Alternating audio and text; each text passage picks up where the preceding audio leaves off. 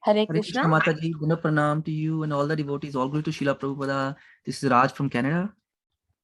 Hare Krishna, Raj Prabhuji. Please accept my humble obeisances. All glories to Srila Prabhupada and Guru Maharaj. Thank you so much, Prabhuji, for joining the session and giving your very wonderful association this morning, Prabhuji. Hare Krishna. Hare Krishna. I welcome all the devotees to our Bhakti Sangha Japa conference call. And today we are having the special series of Krishna Katha Mela. And as part of this series, Kidnaps Rukmini. And to enlighten on this topic, we have with us Her Grace Laxmi Mataji. Hare Krishna Laxmi Mataji. Please accept my humble obeisances. All glories to Srila Prabhupada and Guru Maharaj. Thank you so much, Mataji, for joining the call and giving your very valuable association this morning and enlightening on the topic of Krishna Kidnaps Rukmini. Thank you so much, Mataji. Before handing the call, I would like to hand over the call to Preeti Vilasini Mataji to give a brief introduction, Mataji. Hare Krishna. Hare Krishna. Thank you so much, Yam Supriya Mataji. We are extremely happy to have this Krishna Katha Mela series going on now. Today we have Her Grace Laxmi Mataji with us. Laxmi Mataji has an MBA degree with specialization in marketing management. She is an IT professional working in Dallas. Mataji was first introduced to Krishna consciousness by her brother in 2016, and at the same time, she grabbed the Perfect Questions and Perfect Answers book and was completely glued to that. Mataji's first exposure to a celebration in Krishna consciousness was back in 2016 during the advent of the Bhagavad Gita program with a close-knitted group in Omaha, Nebraska. Mataji never looked back after that. Mataji is always very actively involved in volunteering for activities during Jagannath Rath Yatra and Janmashtami programs, both in Omaha and Dallas. Being a very eloquent speaker, Mataji has used her MC the entire Janmashtami program in Omaha. She and her mother were always involved in preparing excellent prasadam for all the festivals. In Bhakti Sangha, Mataji is one of the favorite teachers for the Damodar class. Through her moral stories and Devanagari classes, she instills strong values in little minds, and the kids are very familiar with Sanskrit knowledge now. Mataji loves to cook. She's an integral part of the Jagannath kitchen, and she always has mouth-watering offerings. And she teaches kids too how to cook simple, delicious desserts. Mataji is a very key person in Bhakti Sangha because she pretty much takes care of all our audio recordings. She uploads all the Bhakti Sangha lectures onto ISKCON Desire Tree so that it is available for us at any time, place, and circumstance that we may be. And she also does introduction services in the Srimad Bhagavatam class, and she is one of our backup hosts as well from time to time. So thank you so much, Laxmi Mataji. We are so excited to have you on the call. The kids love you so much, and so do the adults. And Mataji has taken up a very interesting topic, Krishna Kidnaps Rukmini. So thank you so much, Mataji. Over to you. Hare Krishna.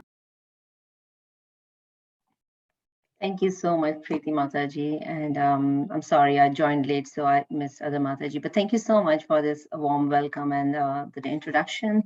I'm extremely thrilled for this opportunity, and definitely thank you so much for giving me this opportunity. This is going to be my first time. I've always been in the kids class, but this is going to be my first time with the devotees and senior devotees. So all glories to Srila Prabhupada, all glories to Guru Maharaj, all glories to the assembled devotees here. Really seeking everybody's blessings here so that I do not make any kind of offenses. But in this Krishna Katha journey, as Preeti Mataji already mentioned, that I chose to speak about, or rather I would say that I'm attempting to discuss the pastime called Krishna Kidnaps Rukmiņi. It's a very beautiful pastime. There are a lot of moving parts to it. There are a lot of emotions to that. And I just hope I could make justice to that. But before we dive into this beautiful pastime, I would like to offer my obeisances to the Guru Varga for their blessings, so that I definitely do not make any kind of offenses while I'm talking about that. All right, starting. Om Namo Bhagavate Vasudevaya. Om Namo Bhagavate Vasudevaya. Om Namo Bhagavate Vasudevaya. Om Jnanam Timirandasya Jnananjana Shalakaya Chakshur Unmilitam Yena Tasmai Shri Guruve Namaha Shri Chaitanya Manobhishtam Sthapitam Yena Bhutale Swayam Rupa Kadamayam Dadati Swapadantikam Vandeham Shri Guru Shri Utpadakamalam Shri Gurun Vaishnavascha Shri Rupam Sagrajatam Sagana Raghunathanvitam Tam Sajivam Sadvetam Savadutam Parijana Sahitam Krishna Chaitanya Devam Shri Radha Krishna Padan Sahagana Lalita Shri Vaishakhanvitamscha He Krishna Karuna Sindhu Dina Bandhu Jagatpate Gopesha Gopika Kanta Radha Kanta Namastute Tapta Kanchana Gaurangi Radhe Vrindavaneshwari Vrishabhanu Sute Devi Pranamami Hari Priye Vansha Kalpatarubhyascha Kripa Sindhubhya Evacha Patitanam Pavanebhyo Vaishnavebhyo Namo Namaha Jai Shri Krishna Chaitanya Prabhu Nityananda Shri Advaita Gadadhara Shrivasadi Gaura Bhaktivinoda Nama Om Vishnu Padaya Krishna Pristhaya Bhutale Srimate Bhakti Vedanta Swamin Iti Namine Namaste Saraswati Devi Gauravani Pracharani Nirvishesha Shunyavadi Pashatya Deshatarini Nama Om Vishnu Padaya. Okay, Hare Krishna, Krishna Krishna, Hare Hare, Hare Rama, Rama Rama, Hare Hare. All right, so let's start. All right, so today's topic is Krishna kidnaps Rukmini.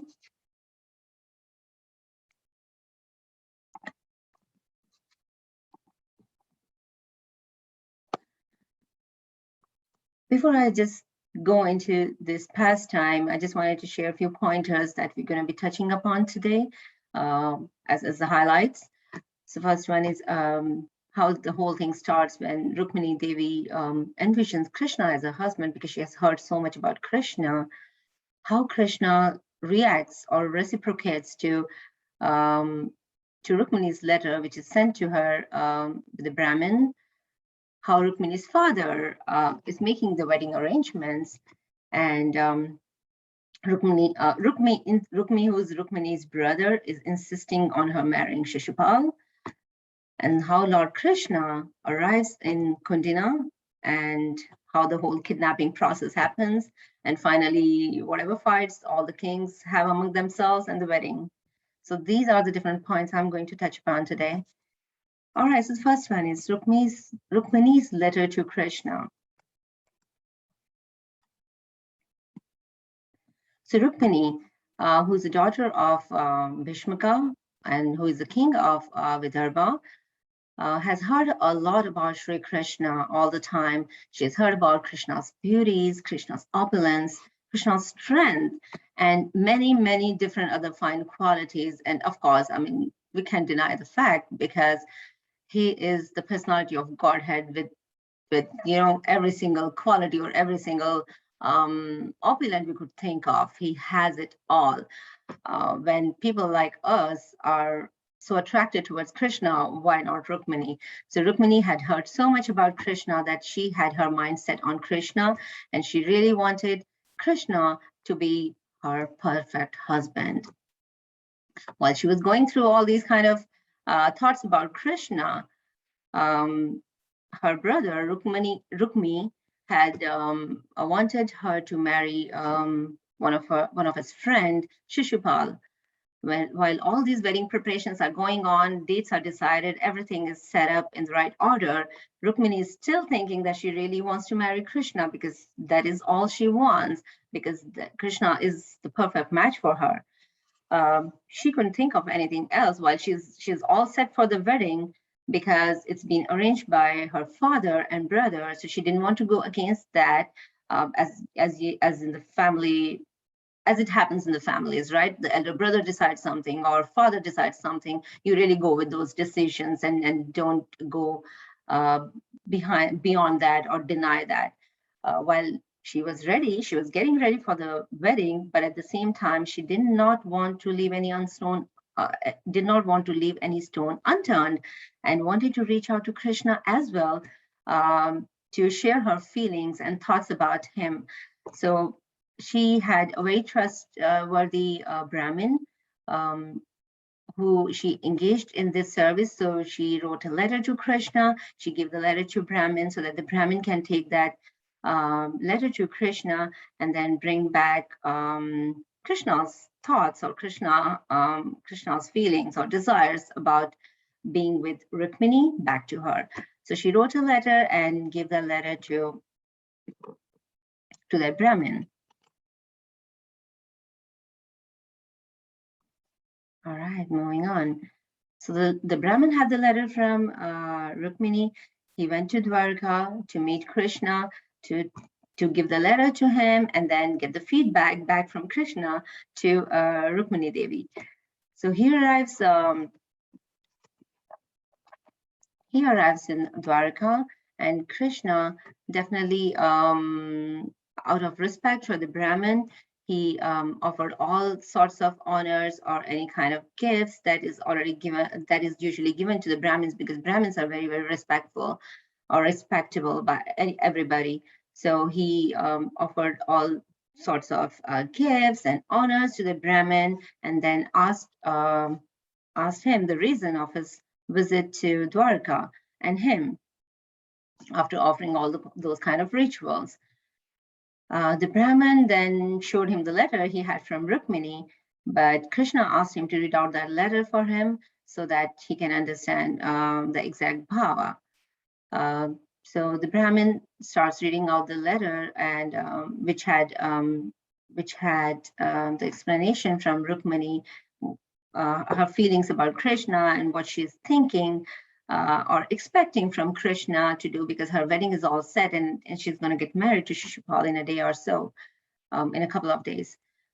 So she is writing like that, that I have my mind set on you and I really want to marry you. So can you just come? My marriage is all planned, it's all set. I'm getting married, so there's no way marriage between you and me could have been an arranged marriage. So the only thing that I think could happen is you come to my place and then kidnap me. And she also shared more information in the letter that before the marriage happens, there's always a ritual to worship Kuldevi or Kuldevta before the marriage. So she had shared that plan as well with Krishna, that she will be going to Goddess Ambika's temple before the whole wedding takes place. And that is the best place for him to kidnap her, because she would be surrounded by very, very few limited people at that time. And that is going to be the best time to kidnap her. So she had shared all that kind of information in the letter. But at the same time, she said that if Krishna thinks that he does not want to do this favor to Rukmini Devi, and he doesn't want to marry Rukmini Devi, then Rukmini Devi actually is not left with any choice than giving up her life, because she just cannot think of anybody else as her husband than Krishna himself. So she would go on fasting and observe severe vows, and she would just give up her life. And maybe in the next life, she would be able to be with Krishna.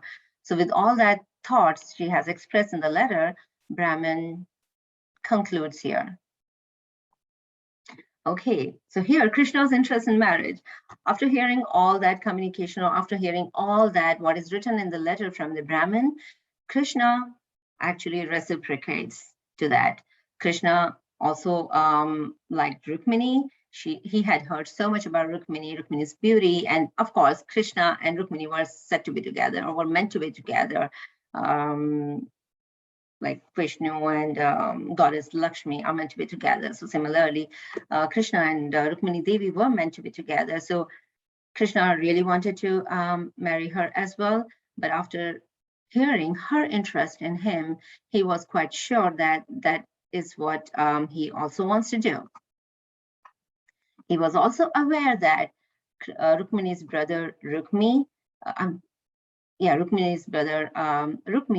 has never been in favor of this wedding, even though they had so many relations all across the globe that were interested in Rukmiņi getting married to Krishna. But Rukmiņi, who was Rukmini's brother, was never interested in that, because he was so much envious of the Lord that he really did not want Rukmiņi to marry him, but instead marry his friend Sisupala. So while Krishna knew all this, he also he agreed that he would kidnap Rukmiņi. But before all that, he does express his feelings and desire to marry Rukmiņi to the Brahmin. And there's a very beautiful shloka that I've seen, which Shukdev Goswami quotes here, which says that Shri Bhagavan Uvacha Tathaham api tatchito nidram chana labhe nishi vedaham Rukmiṇā devishan mamodavaho nivaritaha. So that simply means that he has so much interest in this marriage too, that he had been thinking of Rukmiņi all the time. He had his eyes set on Rukmiņi, so he was determined that he wants to marry Rukmiņi. So this is how he expressed his feelings for Rukmiņi, and he was all set to now kidnap Rukmiņi. Now the next one is Krishna prepares for his departure. So while Krishna has already decided that this is what he really wants to do. He wants to kidnap Rukmiņi. Now he asks his chariot driver, Daruka, to keep the horses ready so that he can leave for Rukmiņi's place, or Rukmiņi's wedding place with the Brahmin. And there's another thing that I've read, which Srila Vishwanath Chakravarti Thakur talks about in Padma Puran, about these 4 horses. So when the chariot driver Daruka was preparing for Krishna's departure, his chariot has 4 horses, very strong and very beautiful horses, and very, very good horses. And all those 4 horses are very unique in themselves. So one of them was Sabya, who was green like parrot wings, and the other one, Sugriva, was yellow gold. Meghapusha was the color of the cloud, and Balishka was whitish. So all the 4 horses were very unique in their own ways, but they were extremely good horses. So they were a part of Krishna's chariot. And Daruka put all that together, put the chariot together, and then he went to Krishna and with his folded hands that the chariot is ready for him to, get going. And then Krishna, So Krishna gives his hand to the Brahmin to bring him up to the chariot, and give him a comfortable position on the chariot so that they can start moving. Even though it is said that the distance between Dwarka and the province of Vidarbha was almost 1,000 miles, but these horses were so good that they could cover this whole journey in just a day.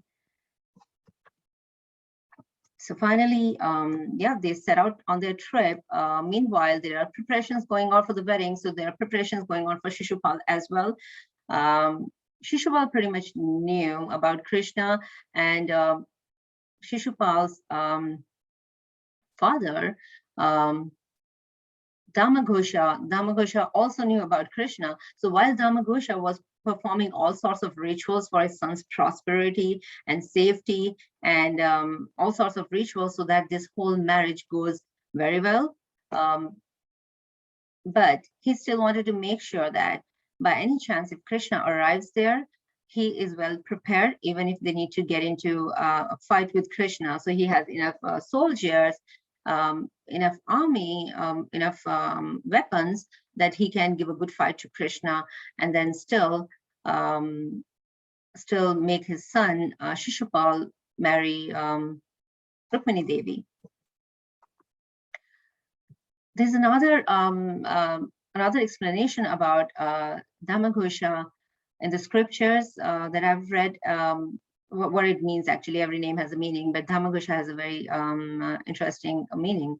So Dhamma means actually curbing down, and Gosha means famous. So he was famous for controlling the citizens. So he that's the kind of mentality he had as a king. So he really wanted to, and that is why I was giving the reference that he was getting ready and he was preparing everything so that if Krishna comes there, he is ready to give him a defeat. And that is exactly what his name also means. So that's the mentality he had.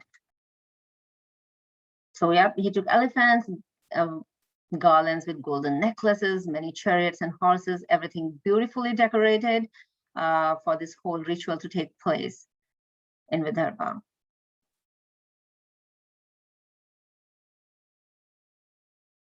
And it's interesting to know that though he knew that this he is going to Vidarbha just for the marriage between Sisupala and Rukmini Devi, but in the back of his mind, he was thinking of how to give a good fight to Krishna and defeat him. All right, so moving on. Now, while all these preparations are going on, of course, King Bhişmaka is also preparing for the wedding. And then there's a reason behind why, even though he did not like his daughter Rukmini Devi marrying Sisupala, but still he has to come to an agreement that he just agreed to everything. So he had he was very, very attached to his son Rukmi, and just because Rukmi wanted Rukmini Devi to marry Sisupala, he also agreed to that, even though he was not completely aligned to that, but he just said yes, just because of his love, and he was all set to prepare for the wedding. All right, while we were talking about Dharmagosha coming to Vidarbha for the wedding with his son Sisupala, but there were other kings who were accompanying him at that time. For example, Jarasandha, Salva, and Dantvakra. They also came there to witness the occasion. And then these names are extremely important in relation to Krishna, because these kings also had the animosity with Krishna. At one point in time, they all have been defeated by Krishna. So they were very, very envious of Krishna, and they didn't want to leave any opportunity if they get to fight with Krishna and try to defeat him, even though they get defeated every single time, but they still didn't want to give it up. They that is why they also were a part of these rituals. But when Lord Baldev actually heard about all this going on, how it's a marriage and it should have been just the people who are interested in marriage and families and relations and friends for the marriage. But when he's seeing that other kings like Jarasandha, Salva, and all those people are coming, but at the same time they're coming with big army and huge armies, he got a little skeptical, and out of his love for his brother Krishna, he wanted to make sure that they don't try to make any harm. They don't try to do any harm to Lord Krishna. So he also gathered his entire army, and he quickly set out to Kundina, so that he can be there with Krishna if anything happens. He is there to support the family, or support Krishna. Now, while these marriage preparations are going on, even though Rukmini's father is not in complete alignment or agreement, but still he has to do it. So he's doing it, whatever best he could do. whatever best he could do. So he made sure that the entire city is cleaned properly, sprinkled with water. There are a lot of like flags everywhere, a lot of banners on the poles. At the same time, the public of the city, they also dressed up nicely with fresh and clean clothes. They decorated themselves with flower garlands and a lot of jewels and jewelry and fragrant sandalwood paste. So everything was decorated perfect. The gates were decorated, everything was decorated perfect for this occasion. Incense was burning everywhere, there's a lot of music going on everywhere. And the king, so Rukmini's father, being a king and being a good king who knows the rituals, who knows what obeisances he needs to pay to every individual, being very respectful to everybody. He gave proper respect to everybody who was coming for that occasion, like even for Sisupal's father, because Sisupal was the groom. So he gave proper respect to them, welcomed them nicely, gave them a nice place to stay, took care of everything that he had to, made all the offerings that he had to. He took care of all of it. At the same time, all the priests who were gathered there to carry out this ceremony, he gave proper obeisances to them and sufficient wealth and cows and charity. So everything that he is supposed to do, he was performing all his duties very well.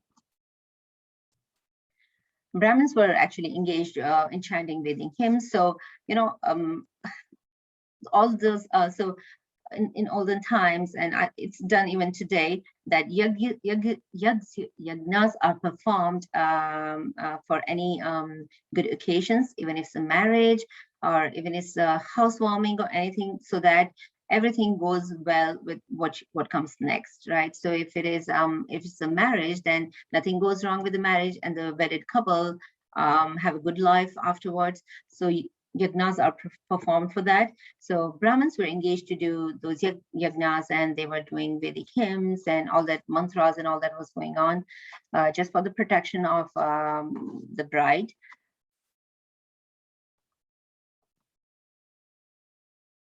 And that's something even Srila Vishwanath Chakravarti Thakur points out here, that Atharva Veda is often deals with the pacification of unfavorable planets.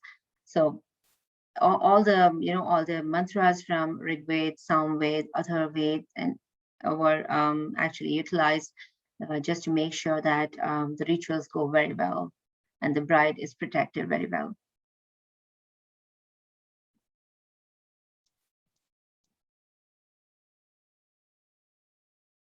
All right, so now Rukmini gets ready for the wedding, though she is not interested, though she doesn't want to marry Sisupala, but she is getting ready.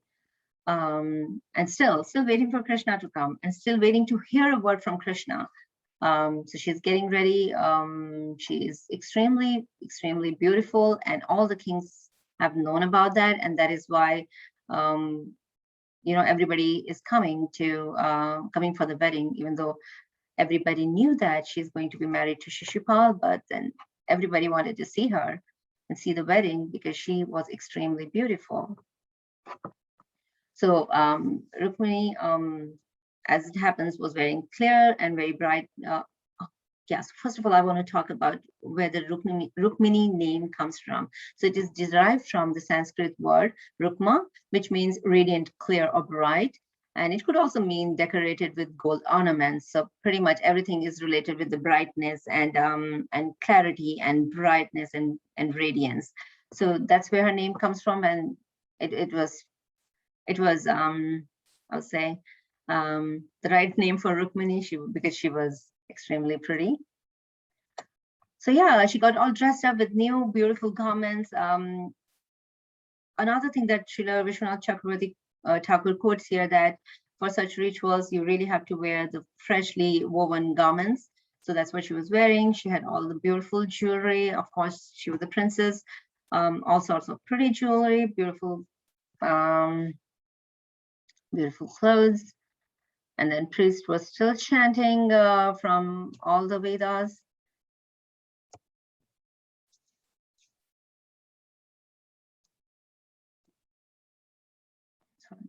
Oh yeah, I missed this.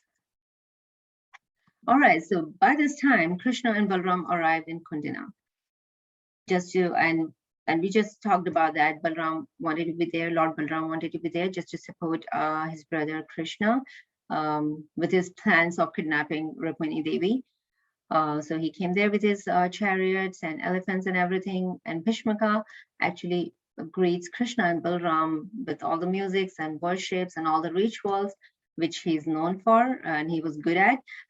So everybody who was coming for the wedding, he was greeting them very well and giving them nice accommodation to stay till the time of the wedding, and offering them with whatever they need to offer, right? So maybe flowers or honey or anything that's part of the ritual, he offered everything to them. And even the army was taken care of very well. So he was really good with his hospitality. So when Krishna and Balarāma reached Vidarbha, people of Vidarbha were very, very excited to Krishna and Balarāma. In the back of their mind, they always wanted Krishna to marry Rukmiņī Devi. They knew that they are a complete match to each other. So there had been a lot of discussion and discussion going on when they saw Krishna and Balarāma. Some people were saying, "Oh yeah, Rukmiņī, he is the best match for Rukmiņī," and somebody would say, "Yeah, Rukmiņī is the best match for him, and they are so perfect for each other," and all that kind of discussion was going on. So they really, really wanted Krishna and Rukmiņī to get married. But at the same time, they were seeing Krishna and they were so mesmerized with Krishna that they just kind of drinking the nectar of their beauty through their eyes. They were so engrossed in that.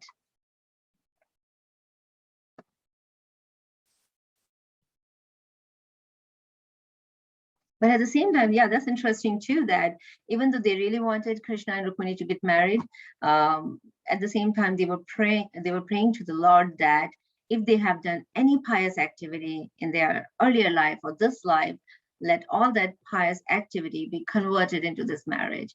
So basically, they were kind of offering all their pious activity so that this marriage happens between Krishna and Rukmiņī Devi.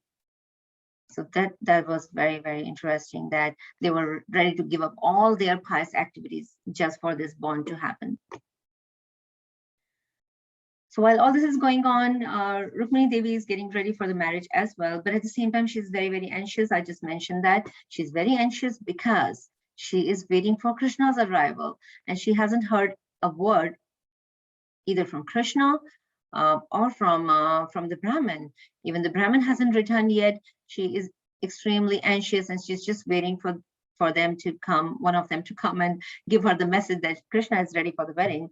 And in that stage of anxiety, she has so many thoughts coming to her mind.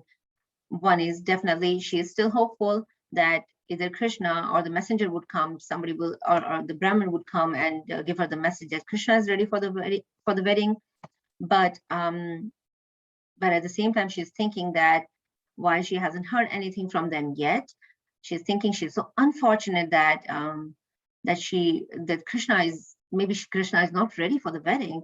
Maybe he doesn't want to marry her, and maybe because of all that is going on, the Brahmin doesn't want to come back to me and say that Krishna is not ready for the wedding. While she's going through all these thoughts, and she's saying, "Oh, why this is happening? Maybe the creator of the world, Lord Brahma, doesn't want us to be together." And then she's thinking, "Oh, maybe it's Lord Shiva who doesn't want this marriage to happen, or maybe it is Gauri Devi who doesn't want us to be together." So she's actually thinking, she has all negative and positive thoughts going on at the same time in her mind, because she's so anxious and she's so worried that the marriage is going to happen very soon, and she hasn't heard anything from them. But at the same time, she's hopeful that there's still some time for the wedding, and there's a possibility that Krishna will show up. While she is still thinking about all this, her eyes were totally filled with water, and she closed her eyes and remembering that Krishna would still be able to make it. All right, Rukmini is finally relieved. How? Because she felt a twitch on the left side of her body. So basically, we say that when we have a twitch in our left eye, then it is something good is going to happen, right? So she had those kind of symptoms, and she's like, okay, I think there is something good going to happen. I'm going to hear from Krishna now. So she saw that the Brahmin did come to see her there in her chambers, and she gave the message from Krishna that Krishna has arrived there, and he is all set to take Rukmini with him, basically kidnap Rukmini and take Rukmini with him and marry her. So even before he could talk about all that, his gesture conveyed everything to Rukmini, that Krishna is okay with her plan, and Krishna is okay marrying her.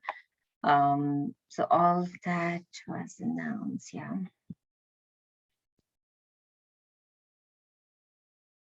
All right, so Rukmini was so relieved, and Rukmini was so happy and overjoyed by hearing this news that Krishna is already here, that she couldn't think of any better offerings for the Brahmin, that she just paid her respectful obeisances to him, just to say thank you to him.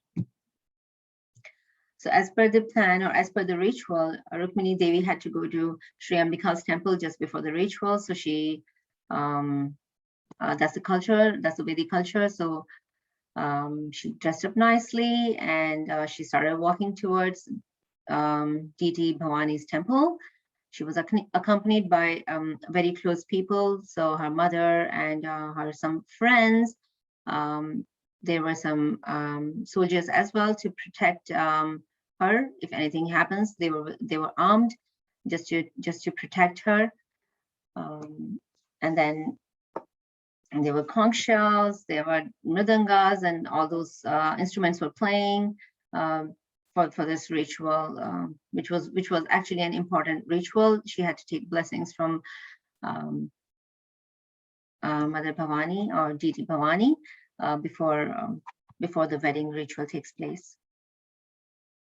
So after reaching the goddess's temple, Rukmini first washed her lotus feet and hands and sipped some water just to purify herself, and then she came in the presence of Mother Ambika. She bowed down, and she bowed down, and the only thing that she had in her mind, and she asked Mother Ambika, is that allow her to marry Krishna. So make Krishna as her husband. That was the only thought she had in her mind, and she requested Mother Ambika for that. There were so while all these rituals are going on, she's praying to Mother Ambika. There were older women there who actually know the rituals very well. They know step-by-step process, what needs to be done. So they were helping Rukmini Devi to go through those processes, and Rukmini Devi was following them to do the rituals in the right way. And after that, the ladies, whatever offerings were done to the deities, that was given back as a remnants, were given back to Rukmini Devi. And then she started walking back to the venue of the wedding. So she does arrive at the venue, and as we talked about, that she was extremely beautiful.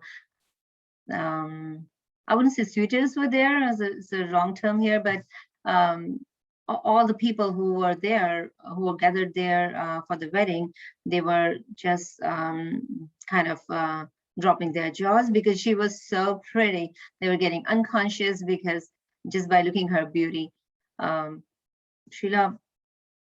Vishwanath Chakravarti Thakur here again points out that since the beautiful form of Rukmini Devi is a manifestation of Lord's internal energy, the non-devotees cannot perceive her. The only thing they could look at is her outer beauty or her material beauty. So they just could not look beyond that, just because she is Krishna's internal energy. Well, Rukmini is walking with deliberate steps, moving slowly because she really do not want this ritual to happen between her and Sisupala. And she is just waiting to see. Her eyes are only looking for Krishna at this point. While she's walking slowly, she's just trying to turn her head around a little bit so that others don't notice her. But she's pushing her hair away so that she can try to find Krishna if he's around. And finally, at that moment, she sees Krishna. All right, so what Krishna does as planned, that Krishna lifts the princess onto his chariot, and it's a special chariot. We talked about the horses in the past. It had the emblem of Garuda.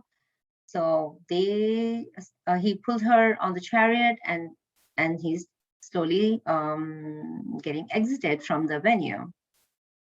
And there's a beautiful comparison done here too, that the way he grabbed Rukmini Devi on the chariot is just like a lion removing his prey from the midst of jackals. So everybody who was gathered there was considered as jackal, and then he just picked her up. So other people who gathered there for the rituals, all other friends of Sisupala who had who were envious of Krishna, they kind of were shocked to see what's going on there, and they just did not like this defeat, and it's kind of a dishonor to them, because just in front of them, Krishna is taking their friends going to be wedded wife. So they just couldn't take that, and they were very, very furious and angry with that. Meanwhile, Lord Balaram also appeared there with his armies, so he knew that it may just break into a war, and he would be needed there with the army just to stop others from taking Krishna, from fighting with Krishna. All right, finally the fight happens between both the parties. They started just throwing arrows on each other and started fighting whatever way they could. And Rukmini Devi was getting very, very worried about this fight, because she was worried that something can happen to Krishna, because there were so many arrows being thrown at Krishna so that they can stop Krishna from taking Rukmini Devi from there. But ultimately, Krishna just kind of consoles her that nothing's going to happen. He's got everything covered. He knows. Finally, Sisupala loses the battle, and he's so devastated with that. Jarasandha is trying to console Sisupala here, and he's saying that, oh, I've been defeated by Krishna many times, but every single time I stand strong, and I'm still hopeful that one day I would be able to defeat Krishna. He's still hopeful about that. And on the similar lines, he's trying to console Sisupala as well. With that, Sisupala is still trying to fight with Krishna, but Krishna finally spares. I'm sorry. Yeah. So all that is done, but now it's Rukmiņi who is still not who's not ready to give it up. He still wants to fight Krishna, and he's not ready to give it up. But Krishna actually breaks all his weapons, and finally, Krishna actually chops off some of his hair from here and there, and he's just about to kill him, but at the same time, Rukmini just requests and begs Krishna to spare the life of her brother, and Krishna just agrees to that.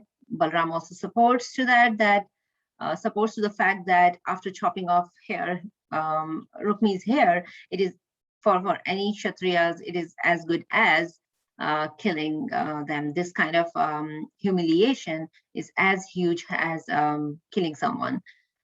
Okay, so Krishna agrees to that, hears both of them and agrees to that, and he spares his life. Rukmini actually laments on her brother's condition, but Lord Baldeva comes to the rescue, and he explains that if Rukmini is going through all this situation or all this condition, it is all because of his karmas. So there's nothing anybody can do.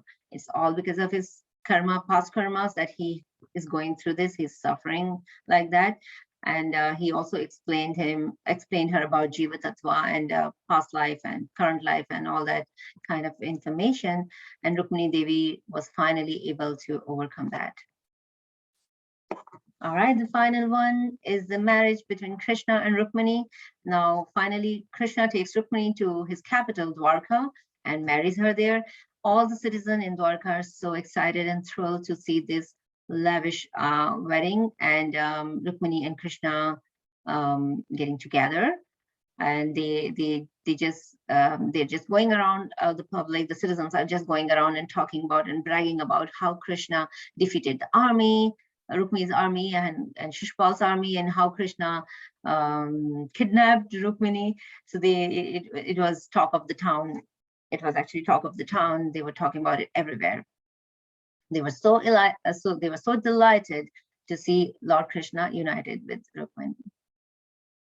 All right, with that, I stop right here. I stopped talking, and yeah, please feel free to share any thoughts you have and anything that I had not been able to articulate well while talking or trying to attempt to talk about this particular pastimes. So please do share your thoughts. That's going to be a learning curve for me as well.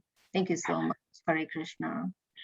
Hare Krishna, Laxmi Mataji. What is it that you cannot articulate? You're the queen of it. It was an amazing class with a beautiful presentation. Very, very beautiful, Mataji. Very, very nice. Thank you so much. The pastime was detailed so fantastically. And I think you just covered every little thing, and it was like a movie in front of our eyes. So thank you so much. So grateful for your association. And it was so easy to visualize the entire pastime, how Rukmini is moving her hair. She's looking around for Krishna. So everything was beautiful. Thank you so much. I don't have any questions, but really, really beautiful presentation. Hare Krishna. Thank you so much, Mataji. Hare Krishna. Thank you for your feedback. Hare Krishna, Laxmi. What a beautiful class, beautiful presentation. And as Mataji was saying, yes, you covered each and every detail from the translation, from the purports, from the commentaries, and you quoted each and everything in your session. So it was very beautifully presented and narrated. Thank you so much. It was really a wonderful session. Haribol. Thank you so much, Sundari Mataji. Haribol.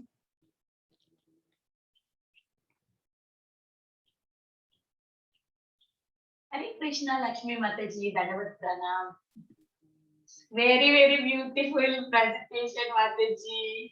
When you are going to the next slide, all right, you are saying, I think like you are doing for Damodar, and I was thinking, oh, Mataji, so easy, like I think, how do you do for Damodar? It is like that, just calm, cool, you are not at all tensed. So beautiful, Mataji. Each and every slide explains us very clearly what you are speaking also. Even if we miss any point, that helped us to go next step.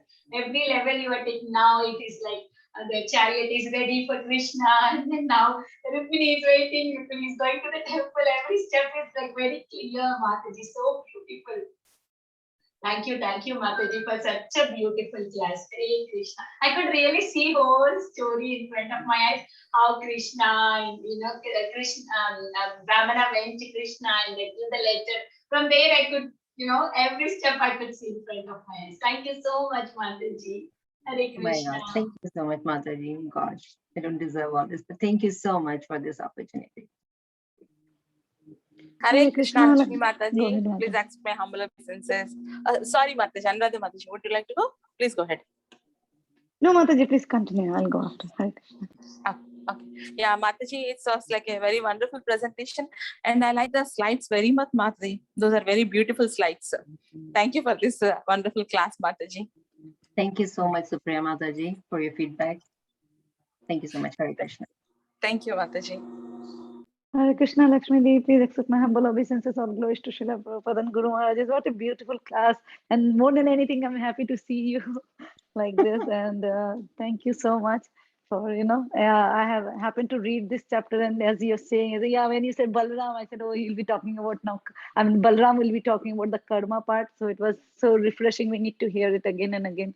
So thank you, and putting everything together. Thank you. Hare Krishna. Hope to see you soon in person as well. Yeah, I mean, and thank you so much for the feedback. I know staying in Dallas and we couldn't meet yet, right? I mean, just once, of course. But yeah, I really hope to see you again. Thank you for your Hare feedback, Krishna. Avinanda. Hare Krishna.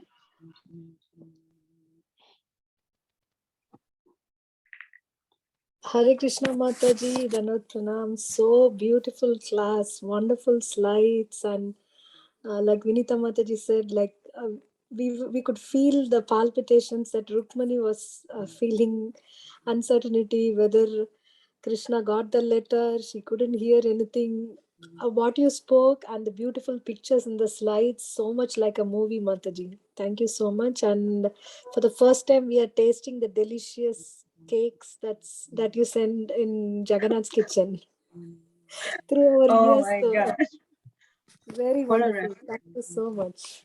What a reference, Lalindagni Mataji. Thank you so much for your feedback. I know it wasn't that great, but thank you so much. It's just a learning curve for me too. Thank you so much. Please give negative feedbacks too, please. No, Mataji, there was none. It was so beautiful. Thank you. Thank you, Mataji. Hare Krishna.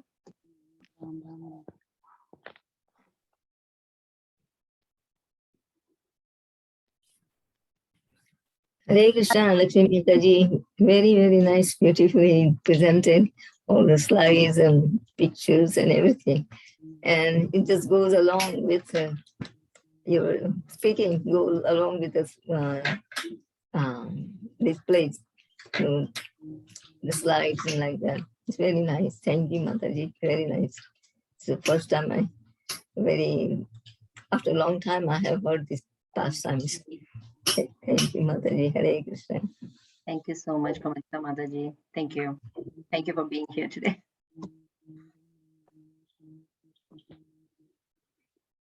Hare Krishna, dear devotees.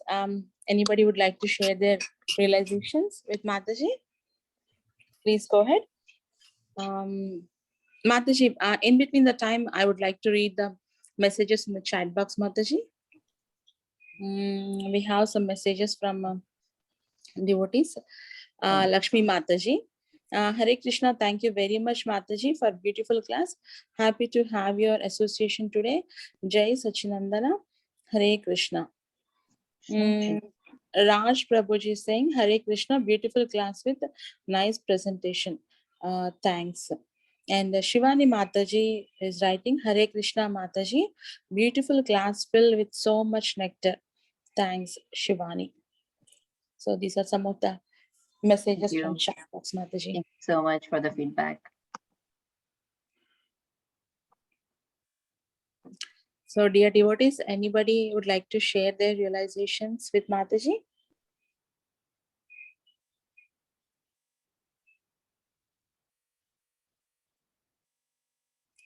So I think Mataji, with your permission and devotees' permission, if there are no more realization, can we end the class, Mataji? Sure, Mataji. Thank you so much once again for being here to support me today and giving me this opportunity. Thank you so much, all the devotees on the call. Thank you. Thank you so much.